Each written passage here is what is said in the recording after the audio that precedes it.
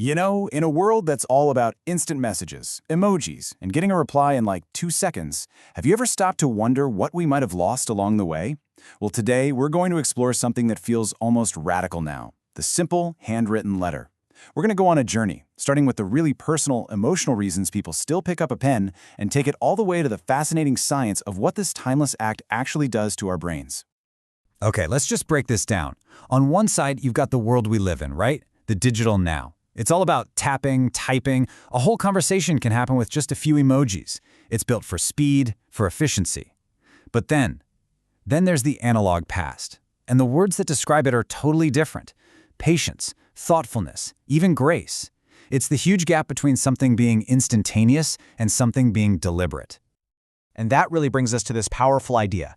Choosing a pen and paper today, it's not just about being old-fashioned. One of our sources calls it a quiet rebellion, and I love that. It's this conscious choice to step outside the crazy, rushing river of digital communication for a minute and just say, you know what, I'm going to choose depth over speed here.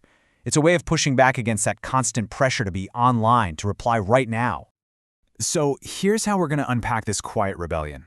First, we'll look at this idea of choosing paper over pixels. Then, we're going to get inside the letter writer's mind. We'll even check out the modern-day search for snail mail that's happening online, believe it or not. And then we get to the really cool science. What happens to your brain on handwriting before we wrap it all up with why this timeless touch still matters so much. So, this idea of a quiet rebellion, it's about making a conscious pause in an age that's all about impulse. It's a deliberate choice, picking up paper in a world made of pixels. And it's way more than just the medium. It's a whole different mindset. So, what kind of person actually does this? What is going on in the letter writer's mind? Well, when you piece it all together, a really fascinating portrait starts to emerge, built on 10 really distinct traits. Okay, so it all kicks off with this really deliberate mindset. People who write letters, they value intention way more than convenience. Yeah, an email is fast, but a letter makes you slow down. It makes you think, and that shows a kind of patience that's getting pretty rare, right? This understanding that maybe the best things in life don't come instantly. And it's also about appreciating the little things, these small personal rituals, folding the paper just so, sealing the envelope, picking out a stamp. All that stuff is completely gone in the digital world. And this is where that deliberation becomes pure emotional power. This story about Clara and her letters just gets right to the heart of it. It wasn't just what her husband wrote, it was how he wrote it. The slowness, the actual physical effort he put into forming those words, all of that became part of the message. It gave his words a weight, a meaning that a quick text or email could just never, ever have. This mindset also points to a really deep connection to things that last. Letter writers, they tend to have a strong sense of nostalgia. Not because they're stuck in the past, but because they get its value.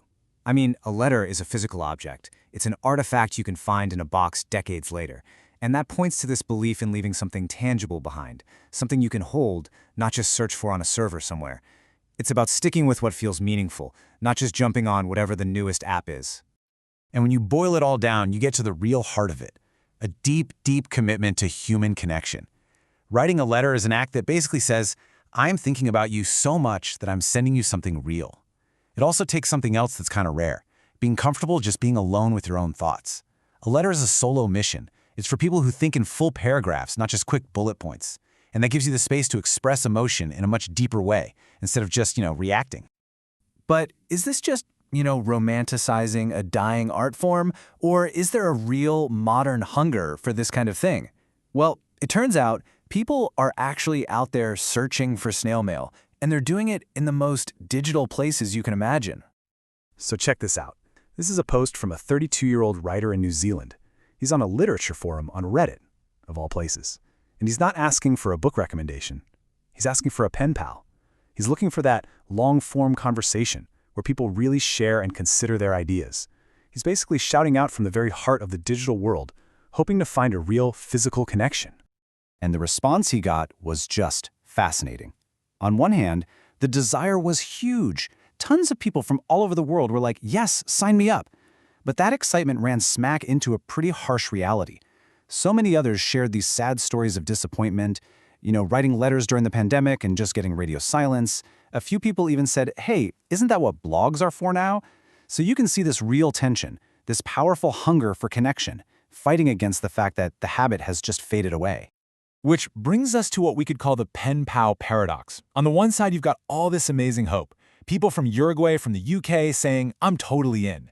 But on the other side, you've got the tough reality from people who tried and were just met with silence. The desire for this kind of deep, tangible connection is absolutely there, but actually keeping the practice alive in a world built for speed, well, that's become a real challenge. Okay, so we've looked at the feeling, the intention, and the modern search for this lost art. But now we get to the big aha moment. What is actually going on inside our brains when we choose a pen over a keyboard? The science here is incredible, and honestly, it explains everything. The secret sauce is a cognitive phenomenon called the encoding effect. Basically, the physical and mental effort it takes to form letters by hand actually helps you remember and understand things better. Think about it. When you're typing, it's super easy to just zone out and transcribe stuff without it really sinking in. But handwriting slows you down. It forces your brain to engage with the information on a much deeper level. And when neuroscientists look at brain scans, it's like a neurological showdown. It is not just a feeling, it's biology. When you write by hand, your brain lights up like a Christmas tree. All these different regions are firing at once. The motor cortex for the movement, the parietal lobe for coordinating what you see with what you do, and key language centers. Typing, on the other hand, is a much more localized, repetitive task. It's just a less integrated process for your brain. So, what's the big takeaway for your brain? Handwriting isn't just about getting words out. It's an act that physically builds and reinforces your brain's architecture. It literally strengthens the connections between sight, movement, and thought. That slower pace gives your brain the time it needs to really process and connect ideas. And for kids, this is huge. The physical act of forming letters is absolutely critical for building the neural pathways they need to learn how to read well. So when you put it all together, the personal intention, the community's longing, and the hard science, you land on this really powerful conclusion about the timeless touch of the handwritten word and why it's more important now than ever.